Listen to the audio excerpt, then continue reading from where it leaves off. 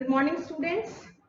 So today we are going to start the topic from ray optics. Okay, ray optic is having different parts in your this 12th class physics. Like we are having one complete part deal with prism. There is a one complete part which will deal with lenses, mirror, and then one part with the spherical surfaces. This is not new topic because in 10th also you have studied this topic, maybe in little brief, but you have studied like what are the lenses, how many kinds of lenses are there, what are the image formation, how the image is formed, and the various cases for lens and mirror like convex lens, concave lens, convex mirror, concave mirror, on changing the different position of the object, how the nature and image is changed. This is already you have done. But today we are going to deal with entirely a new different topic, and that is called spherical surface. Here the spherical surfaces which is in your 12th portion, in every surface you have to keep your object either in the rarer medium or in the denser medium, and along with that the image formation is also different. That means suppose you are keeping the object in the rarer medium. Okay, your object is in rarer medium and image formation can be both. It can be real or it can be virtual. So this is one topic which you are having in two forms. Means rarer medium the object is kept, image is real. Then rarer medium the object is kept but the image formation will be virtual.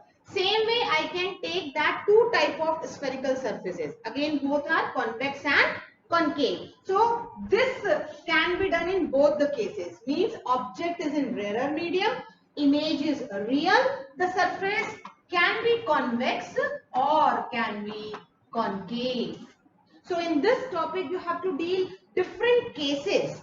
Today I will deal only one of the case, and there is only very minute difference are there which you have to keep in mind when you will derive the formula of the refraction, which is because of the spherical surfaces. So rarer medium surface can be convex, image can be real, image can be virtual. Object is in rarer medium, you can use concave and image will be there. In that case it is virtual. Same way when you will keep that object in the denser medium, again you can keep the object in denser medium, image can be real or image can be virtual.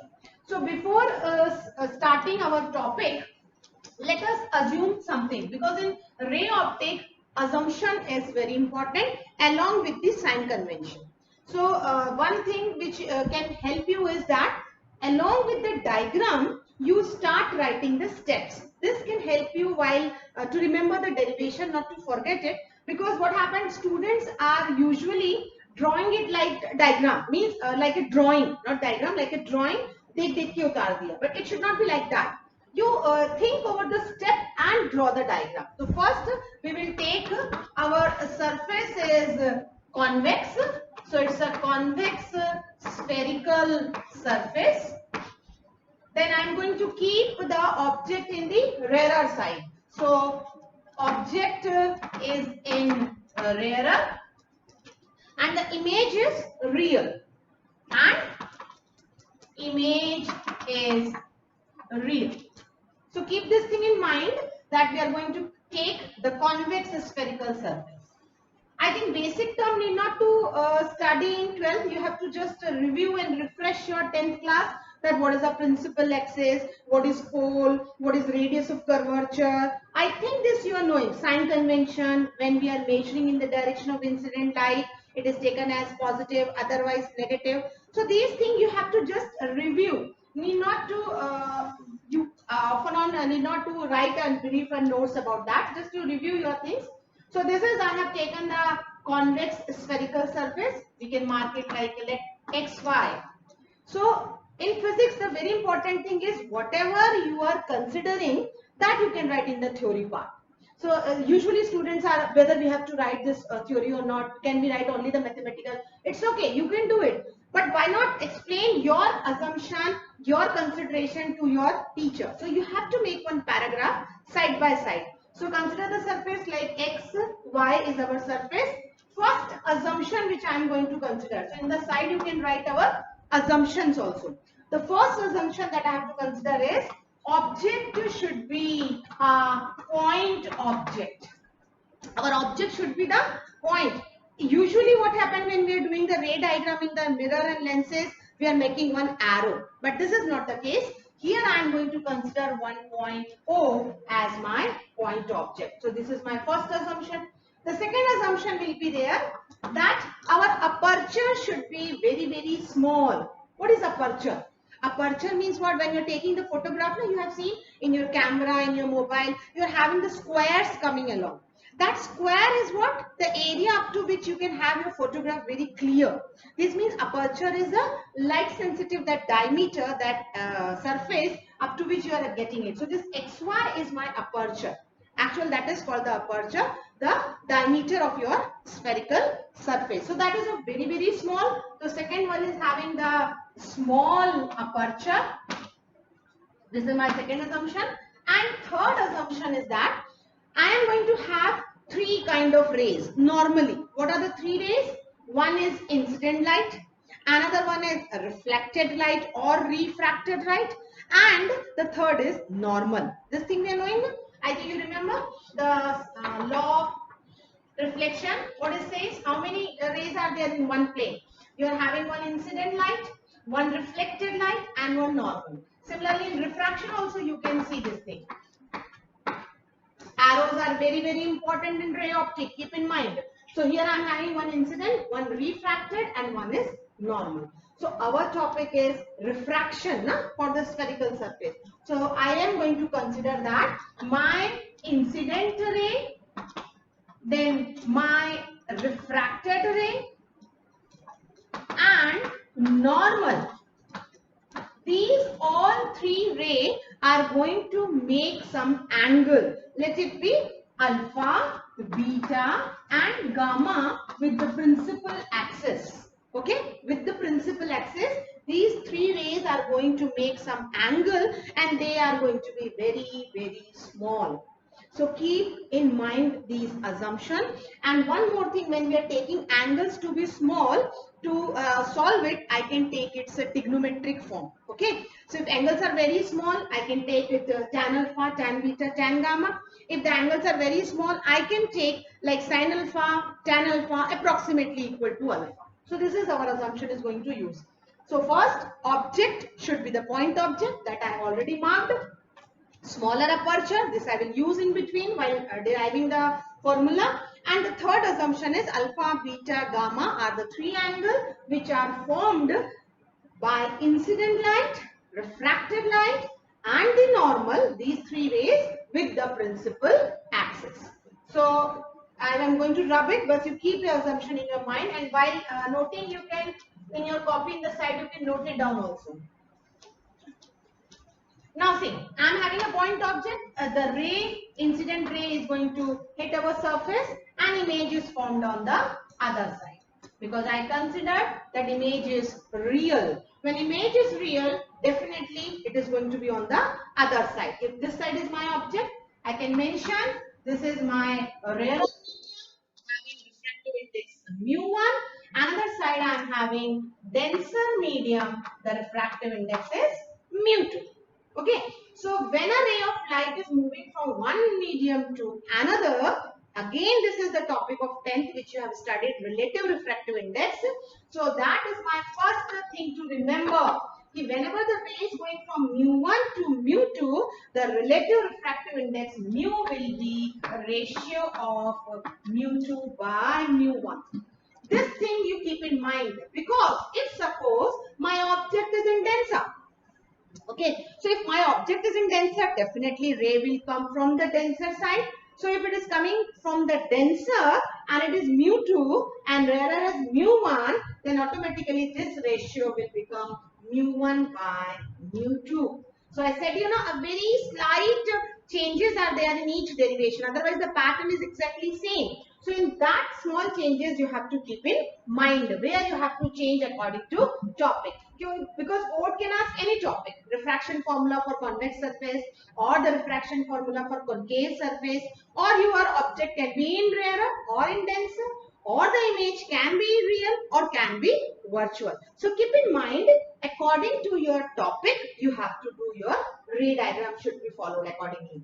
So now this is my object and image form. Now the third ray is our normal. So when I am going to have normal from the point of refraction, this is my normal. I hope this much diagram is very clear. My assumption, you keep in mind our assumption is what?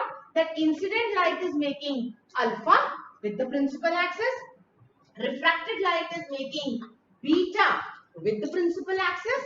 And my normal is making gamma with the principal axis. See, what I said is, draw the diagram. Don't note it down as it is from the book or as it is from the board. Don't just keep it without understanding. Don't draw it in your copy also. Each and every step in the ray diagram is very, very clear to you. Okay, it should be clear to you, then only you draw it. Okay. So here alpha, beta, gamma, my second assumption I have done, and I will drop one perpendicular here. Let it be given a name AN. One more thing I would like to tell you, student, is that in ray optic, whichever book you are following, whichever notes you are following, you always keep in mind that don't change these nomenclatures often on. Once you practice at your home, suppose I have kept O as an object, I as an image, then AN as a perpendicular drop, then let it be this only. The whole year I will do the practice with these things, these alphabets only. Often on the student keep it here instead of N, they can keep it K. Here they can give I1, I2, anything they can give. It's your free hand. But don't change it again and again. Otherwise that will give a confusion that what consideration we have done, which triangle we have to consider. This is again important thing hold in the physics. Okay. Now where the angle of incidence is formed, it is between the incident light and the normal. So I hope you will be able to understand. This is I, the angle of incidence, which is formed between the incident light and the normal. Similarly, where the angle of refraction will form, it will form between the refracted and the normal. So I think you are very clear. See, this is your R. Angle positions are very, very important. See, I didn't done anything. I just took a surface, then the object. From object, I have drawn an image and one normal. Alpha, beta, gamma is my assumption, and I and R is always must, because when the ray is refracted, definitely there is an angle of reflection and there is an angle of refraction or reflection and the angle of incidence. So that I have already marked. I hope up to this you are very clear. Now one more thing, when the normal is coming and hit the surface, you can mark it as center of curvature C. Now again I will say you that in 10th you have studied the distance between your pole and object is nothing but your U, that is known as object distance. Distance between pole and the image is nothing but V, means your image distance, and distance between pole and center of curvature is nothing but R, that is radius of curvature. U, V and R is very, very important. You have to mark in the diagram. This is our diagram with which you have to start the derivation. Now in optics, the sign convention play a very important role. So when you will use the sign convention, keep in mind object distance is always negative, because the ray is going from the object, but we have to measure from the pole. So when we are measuring in the opposite direction, it has to be taken as negative. So always U is negative. When U is always negative, that means those who are on the other side of the U is always positive. So if your diagram is correct, now your sign convention will be never wrong. Keep in mind. In this, I am very clear with the diagram. My U is negative, but R and B is positive. So this is the second point you have to keep in mind. Like first point I said, you have to keep in mind where your object is kept and where the ray is going. So this relative refractive index is very important. The second thing that you have to keep in mind is sign convention. This point is what? these points you have to take care when your topic is changed. If one topic is clear to you, automatically all 3-4 topics you will be able to do. Only the thing you have to practice the ray diagram. This is the second point I have to keep in mind, that sign convention will differ according to the topic is different. Now we'll start our derivation. So this side I am going to rub so that it will be clear.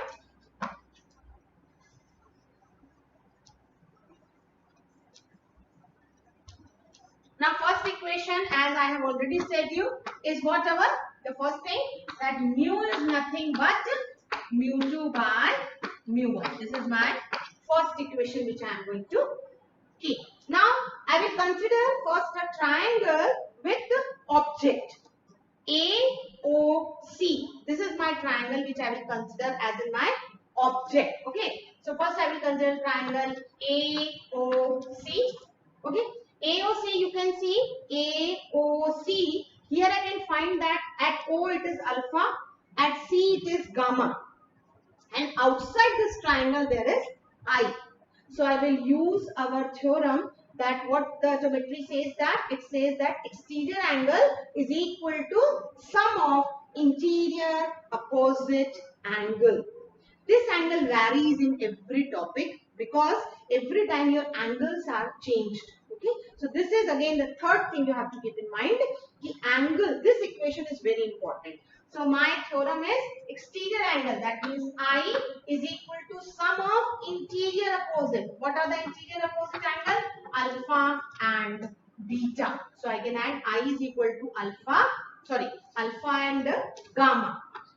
It's alpha and gamma. This is my first triangle. Now, because the angles are very small, as is my assumption says, alpha, beta are very, very small, I can write I is nothing but tan alpha plus tan gamma. This is my second equation. Okay. I used a theorem, exterior angle is equal to sum of interior opposite angle, and then I have just used an assumption and I have taken a trigonometric form tan alpha and tan gamma. Now with the first angle, a triangle is with object. So definitely my second triangle will be with image. So see here, now I am going to consider AIC. This AIC is having AI and your C, where I can see gamma is outside but R and beta are the opposite to angles. So my exterior angle is gamma, that is equal to R plus beta. Okay, but I don't want this gamma, I want R. So from this equation, what is R? R is gamma minus beta, or I can say R is equal to tan gamma minus tan beta. This is my equation number 3. So what was my second step? First I have drawn the diagram. Very clearly I have mentioned the angles.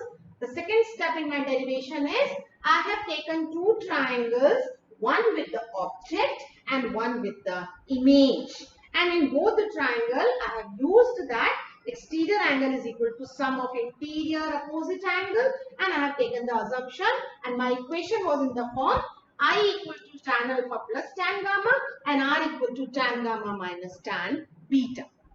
I hope this much is clear to you. Now our next step is that I use the Snell's law, and what the law is saying, Snell's law says that in the refraction, Snell's law in the refraction says that mu is equal to sin I by sin R. Okay, and mu is equal to sin I by sin R. Angles are very, very small, so I can say mu is nothing but it is approximately I by R.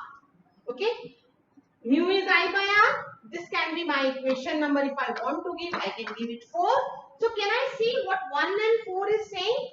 1 and 4 is saying that refractive index is mu2 by mu1, and it is nothing but I by R. So I can use this two form at the last to get the formula in both the forms, in the form of mu also or in the form of mu2 and mu1. Okay, so now I will use it in as you wish, you can use it. Otherwise, because I have taken mu1, mu2, I can write it the equation in this form, that mu2 by mu1 is equal to I by R, and I can cross multiply, so I will get mu2R is equal to mu1I.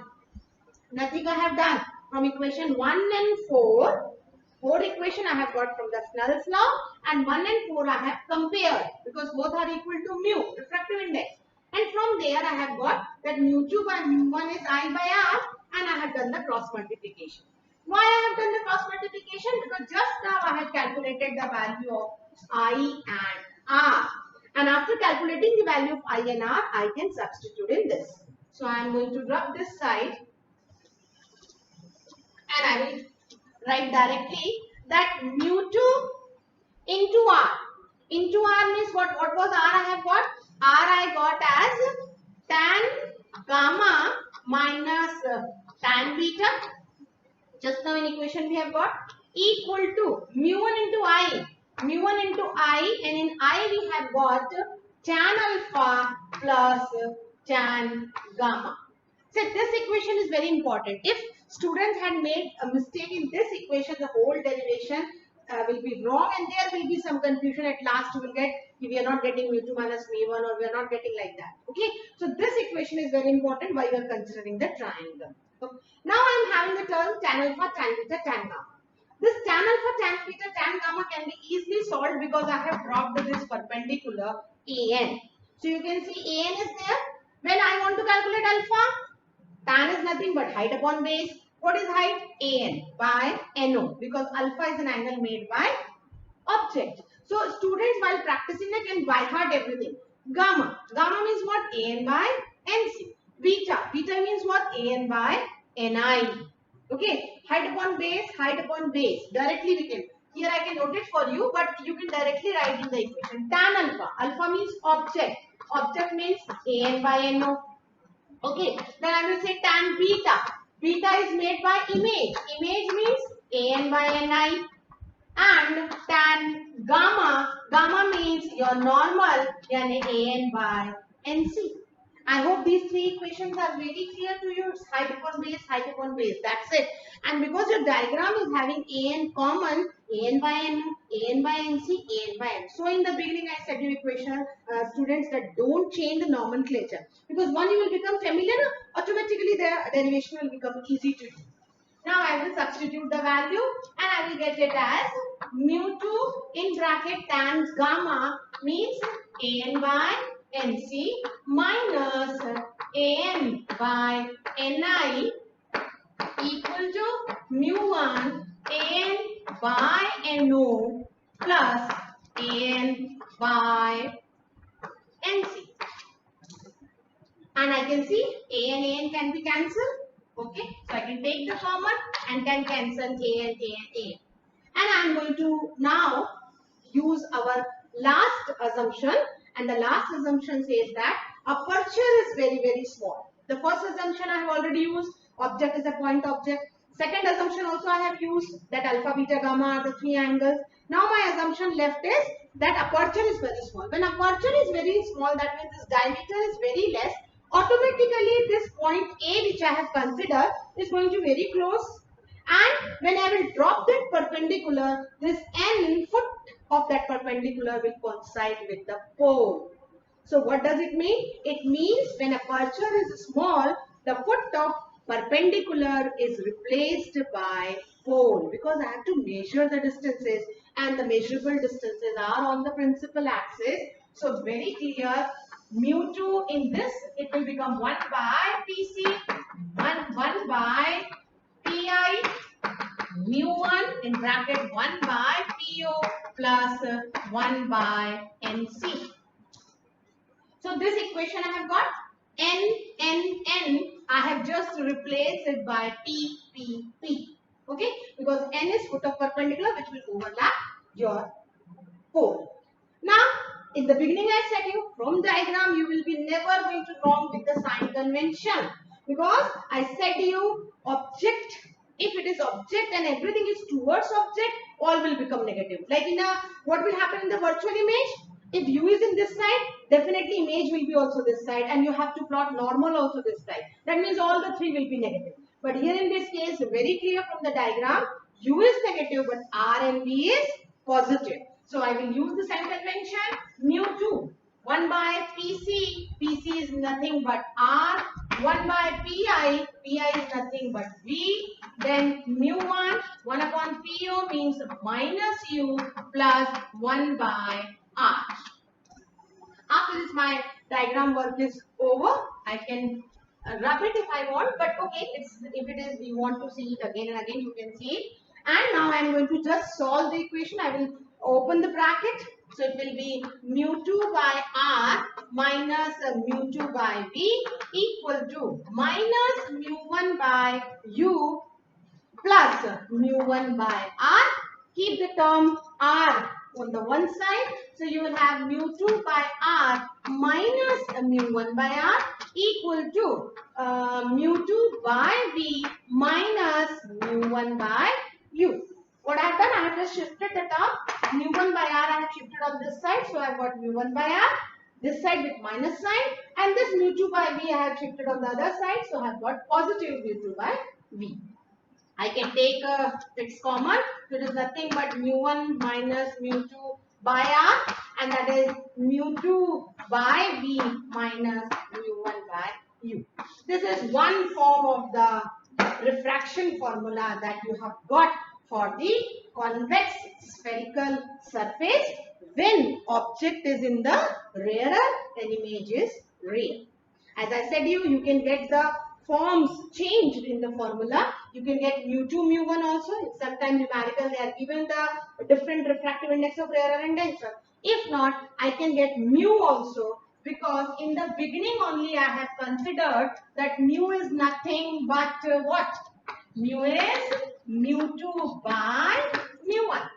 Okay, so my complete formula I can divide by mu1, because here I am having mu2 by mu1. See why I have said that this point you have to take care of, because if suppose my object position is in denser, I will have mu1 by mu2. So here I have to divide with the formula by mu2. But because I am in this case it is divided by mu1, so I will have mu2 by mu1 minus mu1 by mu1 whole divided by R equal to mu2 by mu1 whole divided by V minus mu1 by mu1 whole divided by U. Okay, so now mu2 by mu1 can be replaced by mu.